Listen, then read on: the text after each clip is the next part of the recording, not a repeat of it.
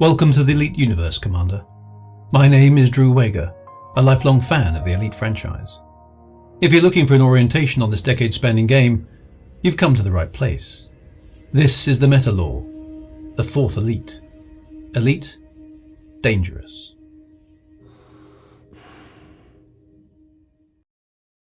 "17 years of complete silence on the subject of a new Elite were finally ended on Monday, November the 5th in 2012. Elite abruptly reappeared back on the radar of long-term fans and modern gamers alike as a speculative initiative on a crowdfunding site, Kickstarter. It was quickly picked up by a wide selection of gaming sites, as might be expected.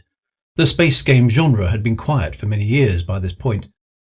More notably, though, the advent of the nascent game was deemed newsworthy enough for the BBC to cover it, with technology correspondent Rory Cellan-Jones interviewing David Braben about it. The new game was given the slightly peculiar title of Elite Dangerous. It's never been clear as to whether this was chosen to describe the nature of the gameplay, or whether it was a play on the last three ranks of the original Elite, namely Dangerous, Deadly, and Elite.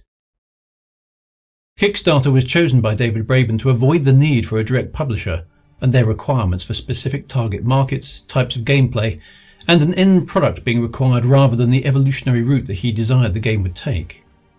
It was also a test of the market. Was there sufficient demand for a game of this type beyond the original fans of the title? The Kickstarter was a lofty $1.25 million over a 2-month period, with release of the game originally targeted for March 2014. Initial indications suggested the financial target would be easily achieved. More than £250,000 was pledged on the first day alone. Reaction from the fans was intense. Moribund Elite forums and internet sites came alive with the news, and the comments board of the Kickstarter often moved so quickly it was difficult to keep up with it. That comment board became the nascent Elite Dangerous community, with its own language and nuances. One particular example was the phrase, "to jaunty up," based on one backer, by the name of Jaunty, who increased his pledge a number of times during the campaign. The description of the gameplay matched closely the original games, with a combination of trading, fighting, exploration and bounty hunting being available, though in a multiplayer environment, and enhanced by the techniques of procedural generation. Varieties of concept art were provided, along with videos from an early version of the developing game. The game was pitched for the PC initially. A stretch goal for a Mac version was later included at a target of 1.4 million, with 10 additional ships being added at the 1.5 million level. Consoles were mentioned as planned ports in the future, on current levels, then implying the PS4 and the Xbox One. The game was initially pitched as a multiplayer experience with an offline mode available for those without decent internet connections or desire to play online and connected. Ships were expected to have comprehensive damage models, and the evolution of the galaxy was pitched as a reactive environment shaped by player input. The ambition also extended to walking around on planets with trees and life forms, with the player able to steal ships and hide amongst cargo. Planets would eventually have full atmospheric environments as well, with both terrestrial and gas giant environments amid the mix. The Kickstarter continued to evolve, with new items being added to the list of pledges.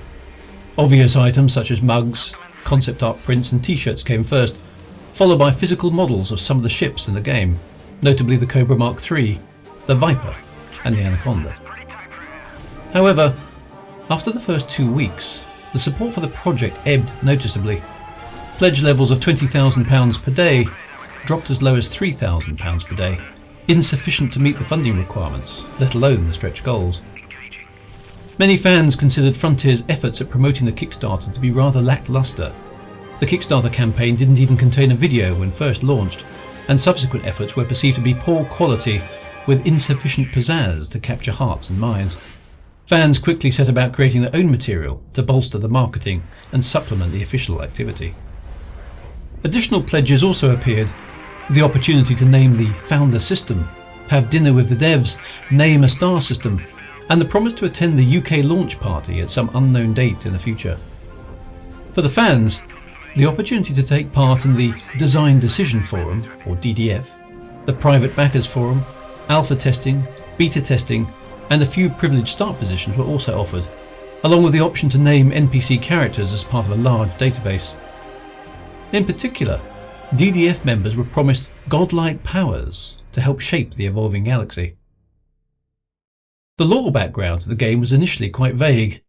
It wasn't clear whether Elite Dangerous was a reboot of the original game of 1984 or followed on from the subsequent sequel games.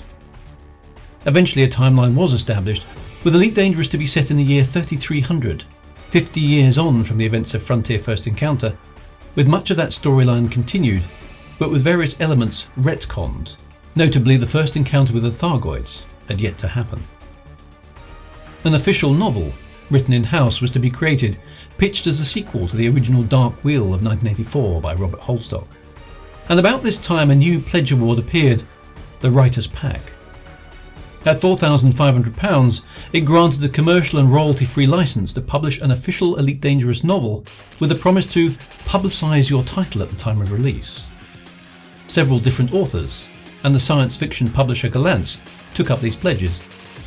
At least one of those independent authors used a Kickstarter campaign to fund his pledge, leading to some interesting gaming press headlines about kickstarting Kickstarters, and gave the individual a certain notoriety in both the comments section and the newly invigorated Frontier forum. These side projects tipped the progress of the Elite Dangerous Kickstarter back into the green, and funding progressed steadily, if not spectacularly, forward. Frontier eventually got into its stride with its own video material, with various dev and fiction diaries opening up the scope and providing a glimpse of what was planned to come. High points included the introduction of the composer of Elite Dangerous' musical score, Erasmus Talbot, with a capital ship battle sequence, and the first sight of the Cobra Mark III, alongside the familiar Blue Danube by Johann Strauss. The target was hit with only 2 days to spare, ending at a little over 1.5 million, ensuring the Mac port and the additional ships would be included. Donations post-Kickstarter were still available. Elite Dangerous would receive 1.7 million in funding from fans and supporters by the deadline of April 2014. It transpired that Elite Dangerous had been worked on some time prior to the Kickstarter as a skunkworks project by a small team within Frontier Developments. This was evidenced by some of the exciting but unpolished asteroid and battle footage that was seen early on in the Kickstarter. Frontier was also using their in-house Cobra engine, rather than Unity or Unreal. With the Kickstarter complete, and the market testing positive, Frontier were now committed to making the full game.